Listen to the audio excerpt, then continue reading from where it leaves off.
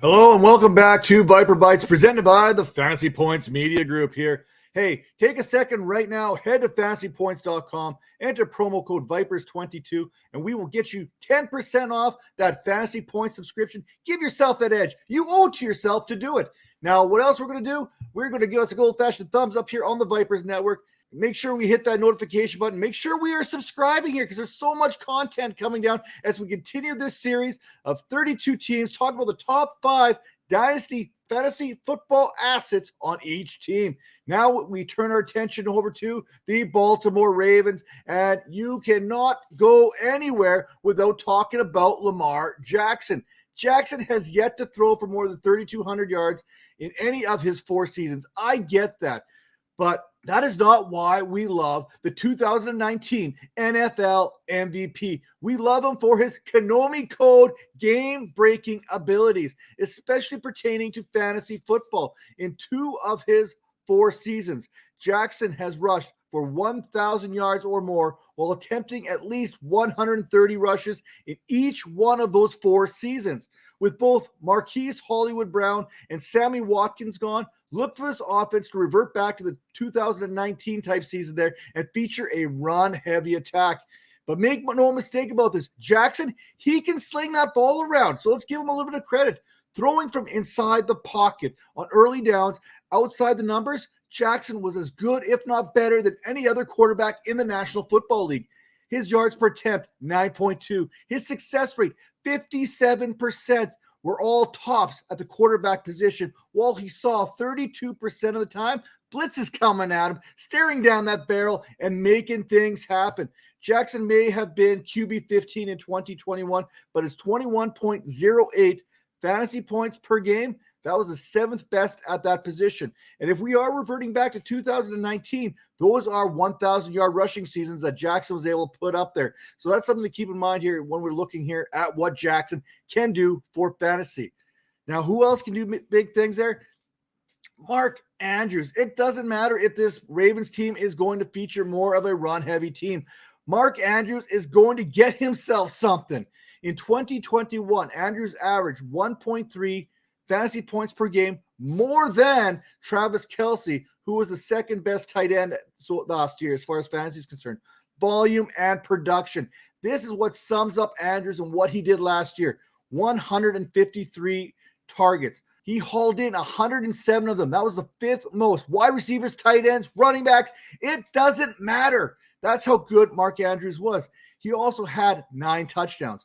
Andrews, 1,361 receiving yards, ranked 6th among all pass catchers, while his 25.2% target share was the 8th best in the league. As much as the success of the Ravens depends on the run game, those targets, like I said, they're not going anywhere, at least not anytime soon. Well, the expectation is to get back to the run game with J.K. Dobbins back in the lineup, with Gus Edwards back in the lineup, and what Lamar Jackson can do. We are going to have to wait on Dobbins and Gus Edwards as they're not quite 100% yet. Then there's still this matter of those vacated targets. Only the Atlanta Falcons, the Kansas City Chiefs, and the Tennessee Titans have more targets available than what the Baltimore Ravens have currently.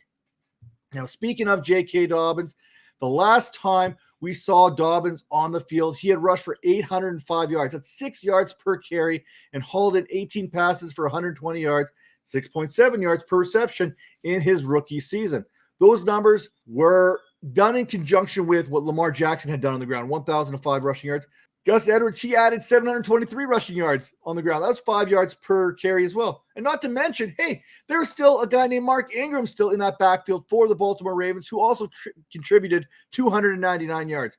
Ingram is gone. The others remain. If you're looking at 2022, that I fully expect Dobbins and Edwards to split these touches fairly even as both backs continue to work themselves back into the lineup. But moving forward, however, at some point, the Ravens will need to make a decision whether to pay Gus Edwards and J.K. Dobbins, which at that time, Edwards, he's probably moving on. Now, Rashad Bateman is a wide receiver that we could talk all day. You know he is one of the more valuable pieces of this Ravens offense. And it's not just because there's so many vacated targets in Baltimore. The Ravens, like I said, the 5th most available air yards, 2,341. So you got air yards there. You got vacated targets there. There's going to be someone needs to step up in the receiver room. Bateman was slowed down early in his rookie season due to injuries, but once he got on the field, he would end up hauling in 46 of 68 targets that went his direction and finished with a catch rate of 68.7%. Even with the Ravens committing to that run game, I see if Bateman can see a 4 to 6% increase in his target share, he could end up walking away with 90 to 100 targets per season. And with that kind of volume, you can easily see him inside the top 24 conversations, not only for 2022, but moving forward. But hey, don't sleep on this Baltimore Ravens passing game. And here's your big time sleeper. I'm going to give you right now, Devin Duvernay. Right now in Dynasty, he's going off the board at 122. That is where most experts have him rated. 121 receivers higher than Devin Duvernay. There are 348 players currently ranked higher than Devin Duvernay, and I think that is a mistake. So let's go deep. Let's talk about this deep sleeper. Marquis Hollywood Brown, he departs leaving 149 vacated targets.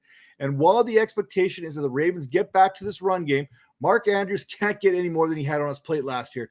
Bateman, he'll probably see a little bit of uptick in targets. Someone has to get some of what Brown had left behind. Why not Duvernay? Last season, Duvernay had 47 targets. And it's not just Marquise Brown that's gone. Sammy Watkins, somehow, some way, Sammy Watkins still had 49 targets. Those have to go somewhere too.